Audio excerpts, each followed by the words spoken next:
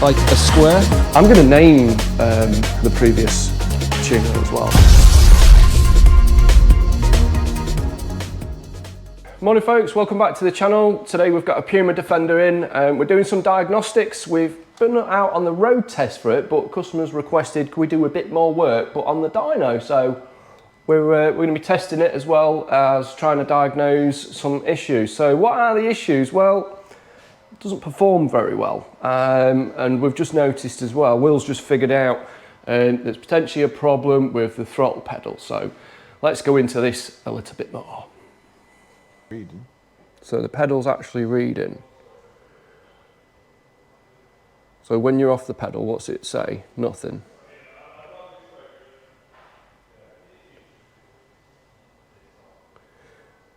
When you go full throttle, what do you get? 100%. And when you come off it again, sorry? What about when she out? Where's your dead spot where it doesn't?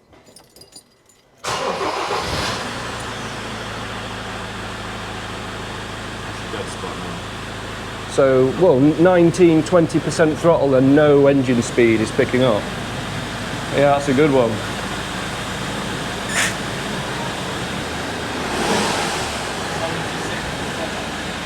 So the throttle only kicks in at 76%.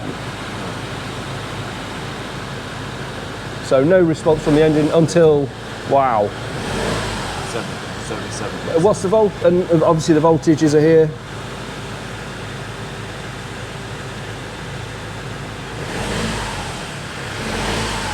All right, folks, I think we've got a good one here. A 2.2 and a 2.4 genuine MAF. So let's have a look at these because I've seen the wrong MAF sensors fitted in these Pumas before, either one way around or the other, and they cause so many issues. So I'm just thinking, even if we're swapping maps and putting a cold MAF in, Look what I have. It's still faulty. Both. Oh, there you go. Yeah. So just to put that one to bed. Right, so that's the new genuine MAF sensor in. So, go on. I reckon it has got the right one in it. So a 2.4 MAF sensor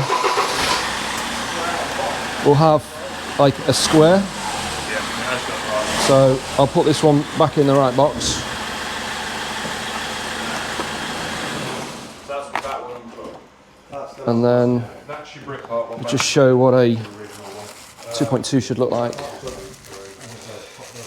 Yeah, you can see it's got a curve to it. It's this bit that's different. They both fit in the same airbox lid, and the connector is the same as well. But yeah, if you get the wrong one fitted, seen trucks come in before with the wrong sensors in, and you get loads of really weird issues. That's not our problem today. So we're just gathering a bit of history about this one. Martin, just explain again, buddy. On the spot. Just explain this to you so I didn't have to explain it. Yeah. Basically, the customers had a MAF sensor fault. So he took the original one out and he put a cheap aftermarket one in, thinking that'd fix the problem. Issue was still there, so then he sent it off to auto electricians and that sort of stuff to have it. It's all right, they pick it up from here. To have it checked, thinking that it was another issue. Turns out it was the cheap sensor that he put in there was still causing the same fault. We swapped it out for a genuine sensor here, immediately cleared the fault, fixed it, issues not come back. Yep. So just to show, you know, don't put cheap sensors in, put Yeah. genuine ones in, otherwise... I've seen this with the Pumas before. Yeah, I've seen the same fault. Same with the TD5s. Yeah. You know, customers will put a cheap MAF sensor on there. Yep. And again, they don't read correctly, or they don't work. Probably one of the most common problems with a TD5 when they come in, 9 out of 10 probably want a MAF sensor on it, either because it's failed or a non-original one. That's it, yeah. So, yeah. Genuine sensors. That's it. Save your money. Been told. So, yeah, and so, you know, we're committed to, let's dyno the vehicle. And as Will's bringing it in, Will said, it doesn't feel right. So we're just looking at the throttle track data there, and there's some really weird stuff going on. So we've learned as well that the car has had, I mean, this has been to somewhere else, so they can try and make some repairs to this vehicle. I mean, why didn't you come here first? Why? Maybe it just couldn't get here. So we're just looking into that now. It's had another throttle pedal. I'll find out what pedal he's had. Right. Some of you keen eagle-eyed folk might notice we've got a few bit pictures around the in the dyno now. Sophie.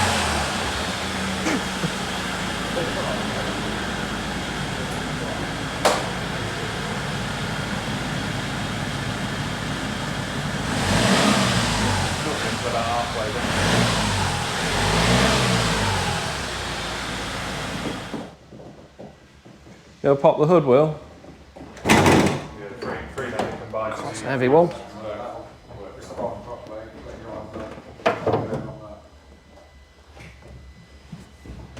Let's see if it's had any repairs anywhere on any of the wiring. It's had all this wiring chopped and... Oh, so someone really has been having yeah. a look through it. Well, if you want to take a read of it, I'm going to have a look for a sensor. Yeah. Just in case, because I have seen the wrong one fitted and supplied in the past. So, hey, while we're at it, let's have a look at what's in the shop. So, we've got our truck cab, which is very, very, very, very near completed. So this is one that we've been rebuilding and restoring to a very, very high standard. And I'd say that all the boys in the shop here are proud of the work that we've been doing here. Very nice. Want to see inside? No problem. She's not complete.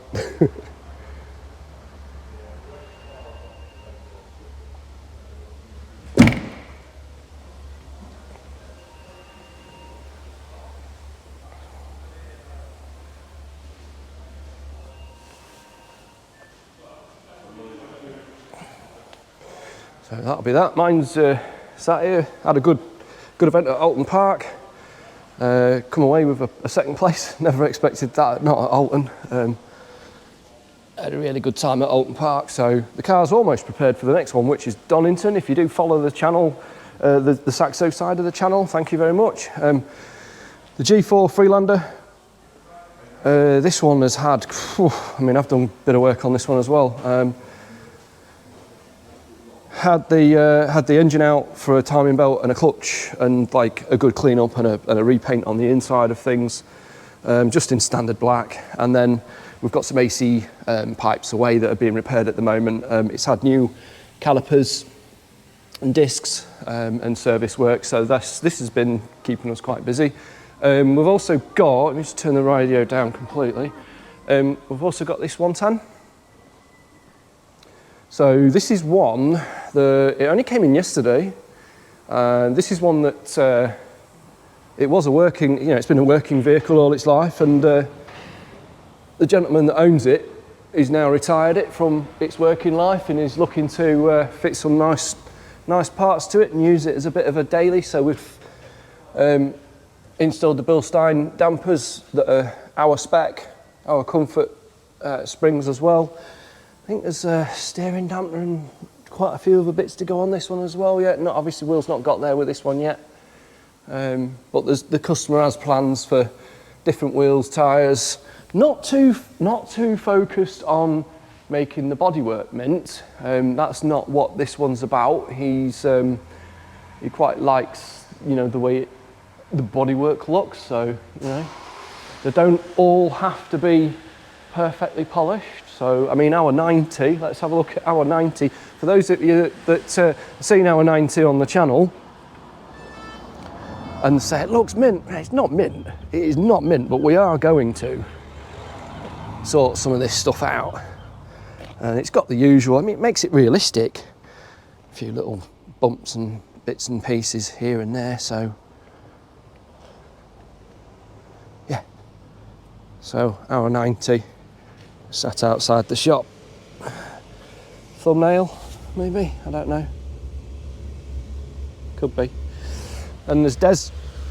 I don't think Des is out for another few weeks yet. Martin had a good event. He got second place as well at his last event. And then there's the 110 sat there looking ace as usual.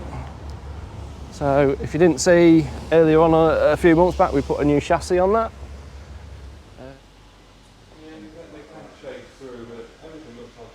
Job shoot well.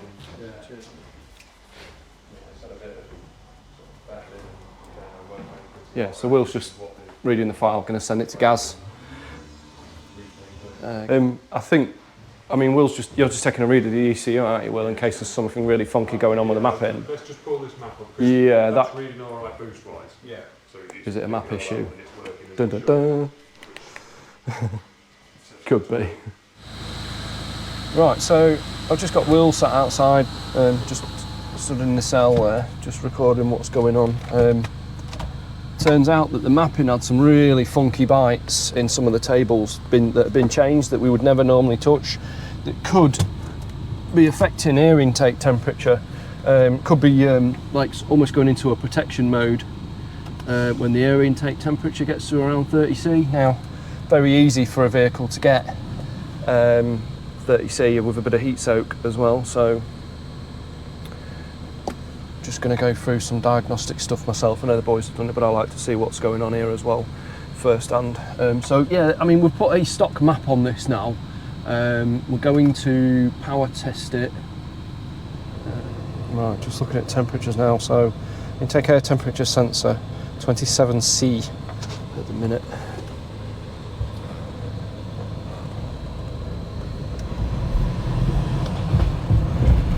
Feels much better on the dyno now. Obviously a loose strap, you can tell straight away something wrong. Right, so yeah, standard map on this one now. Got rid of the mapping that we are dubious of. I'm just about to sink the vehicle in 5th gear, 3000 RPM.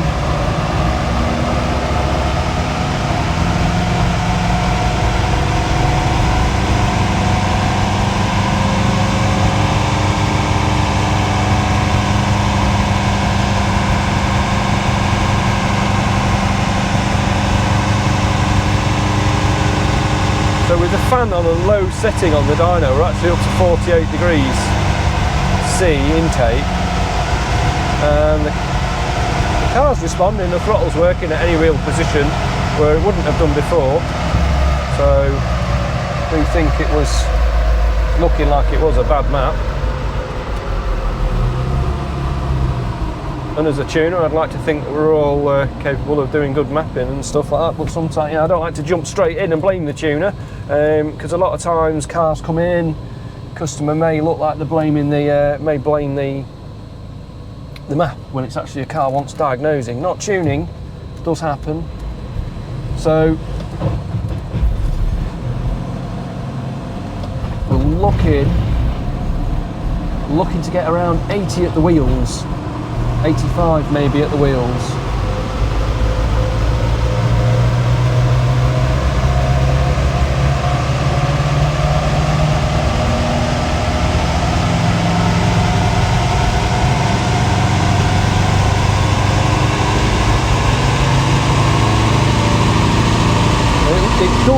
It looks like it's done about 85 at the wheels. A little bit of a wobble from the car on the dyno. Again, we will check them straps again.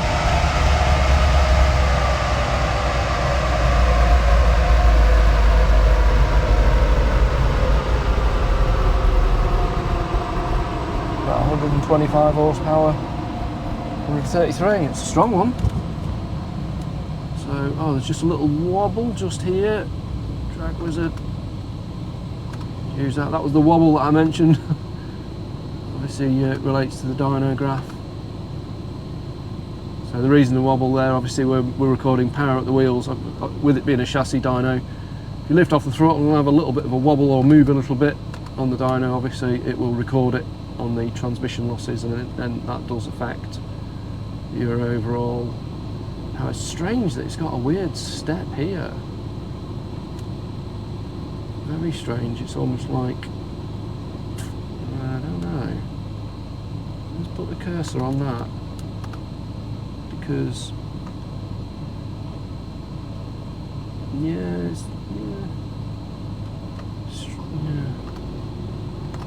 Well, I'm I'm happy enough with that to say that, well, I mean, I'll run it again just to check for consistency, but happy enough to put a remap on that. So, right, we'll put a remap on it and we'll run again. It's your workshop tour. Yeah. Let me guess. And this is my saxo? Fuck yeah. And I mentioned that trophy over there.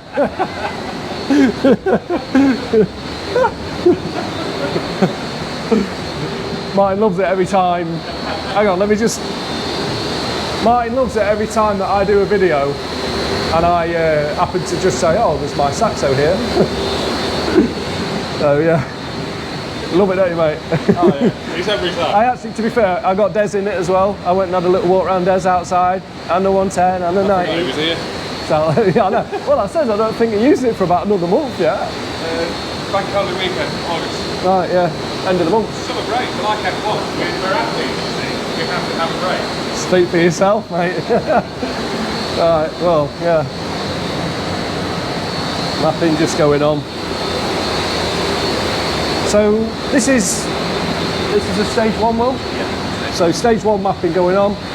Generally a stage 1, 165 horsepower, or I mean this has made more than stock power with a stock map, so could make a bit more than 165, but 313 Newton meters, a little bit low, but happy enough with the data. Get back in here and do another run. Thanks, Will.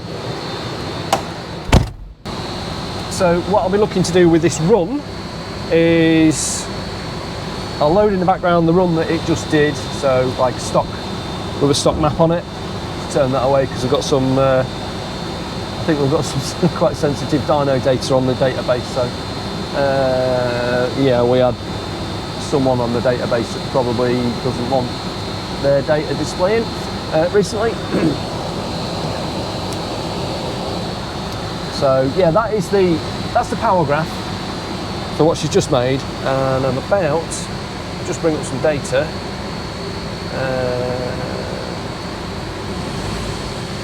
Right, so we're going to start the run at 27C air intake. Turn the fan up now to a decent level. It's only, well, the fan's on half power, so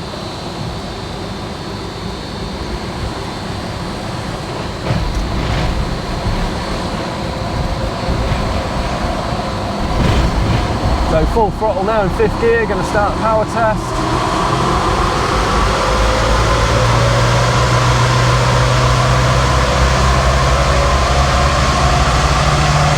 Definitely tell the remap is there.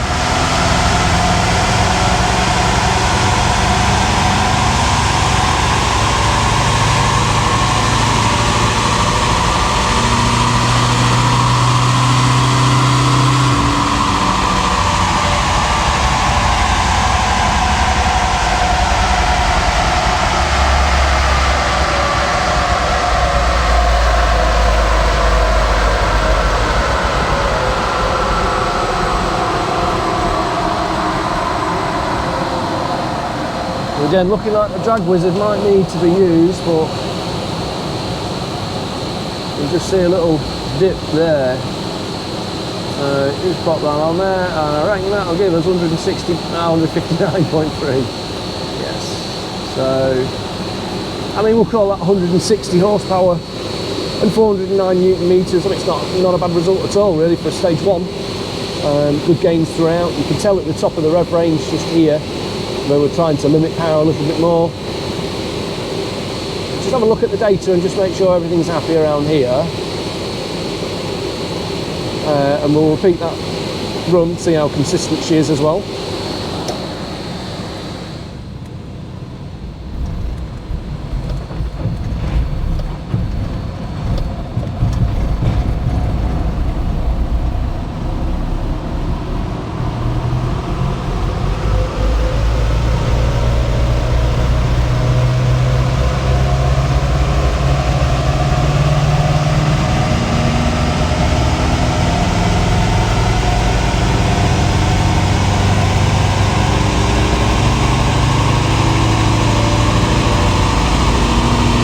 Much better run this time, yeah, much better. Yeah, that was a good one. That one should be a bit stronger. Might be around the 165 horsepower mark with that. Bit of vibration from these tyres. So I've got in the background the original, like a standard mapping, our remap that we run first run. I'll just delete that. So we're looking at stock versus tuned at the minute. So yeah, 161. It's good to get the 160, and again, just there. See how the transmission losses dips again just at the end of the pull as the vehicle slows down, a little wobble. Actually gained us a horsepower as well, so we'll take that. And we'll save that run. So yeah, just looking at the results from the mapping as well. Textbook really for a Puma, stage 1. 162 horsepower and 407 newton meters, so really good response. Made a little bit more than stock with a stock map on it as well. So we do see this sometimes. You know, boost and fuel, you know, boost pressure seems good, and all of the other values look absolutely spot on, you know, when that happens, and you know, there's no real reason as to why it makes a bit more, but it is what it is. So we're just going to let the vehicle sit for a moment. Me and the boys, we're going to have lunch. The reason we're letting it sit now is so that the airbox can heat soak, because this had a really weird issue with the throttle wouldn't really respond until you got to about 70-something% throttle pedal travel, when the air intake temperature from the airbox was over like 35°C. We did check it with a stock map, and it was fine, so we're just checking it with our remap that it's good as well. So it was the previous remap, and I'm going to name the previous tuner as well. So I don't normally do this, but I'm going to name them for a reason, and the reason isn't to be, you know, at them or anything, but the reason is remap this, okay? Your Land Rover deserves a specialist, whether it comes to us or someone else. Prefer it to come to us, but your Land Rover deserves someone that's going to remap it that understands whatever Land Rover or Range Rover you've got. So loads of cars, you know, we remap anycar.com kind of thing. And yes, it will go better to a degree. The mapping on this was a bit of a mess. Now, it might be that it was a map that somebody else had altered, potentially. So, you know, I'm going to try and stay quite neutral, but what I am saying is, if you've got a Land Rover, and it's a cherished vehicle, it's a nice vehicle, especially like this one, it wants to come to someone that understands the vehicle and can do a nice job. I mean, we back all our work up here. You know, and I don't really need to say too much more on the matter without, I don't want to come across funny, but yeah, your car deserves better, all right? So, and we can do a good job on these. So, right, I'm going to break for lunch with the boys, and we'll come back when this is heat soaked. We'll have a look at the IATs, intake air temperatures, and we'll see how it goes. And then we'll be on for a road test. So Will's just come back from a road test in this one, and he's given it the seal of approval. So the customer is now about to go for his first road test in it. No doubt he'll come back with a big smile on his face. And while the customer goes through a road test in that, something that I do include on the channel now, again, I have to say this, I'm not ripping on your cars. How much oil has your Land Rover just gone and left on our dyno? Shall we have a look? Place your bets now. None. We've got a good one. Bit of water from the aircon, but otherwise, that is a good one. Well done. Can't wait till we get a really messy one to show it. Right, well, we'll see what the customer has to say when he comes back from that one. What do you reckon the customer's going to say, Will? I think he's going to say he's very happy with it and very smooth power. Cool. Nice all about the delivery. Yeah. Right. Yeah, well said, Will. Right, we'll catch him in a bit. Another job that's coming this afternoon. Is this a stage 1 and a few repairs? Yeah. Basically. Nice and straightforward. Nice. Nice and straightforward. I don't know if you heard that. Unlike the clutch spring that, to be fair, 10% you. 8.5. 8.5. Yeah, if you've ever fitted one of the LOF clutch springs, well done. You deserve a medal for that. Yeah, that's that done. So just have a little catch up with the customer, see what he has to say, as he has been for his road test. Absolutely sweating after doing that clutch spring. So I see the other guys struggling with it, and I was like, I'll do it. I was just saying to Jace, I think I'm the only person here to ever fit an LOF clutch spring. So, right, that brings us to the end of this video. I hope you've enjoyed this one.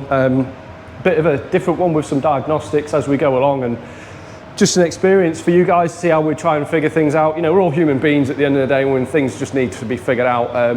You don't just book your vehicle in and we have the answer straight away. But I mean, it turned out with this one, it was mapping. So it had previously had a Britpart airflow meter on it, which airflow meter, which caused issues. So when it was reverted to the stock one, it was no better, but it turned out it was a map. So some weird bites.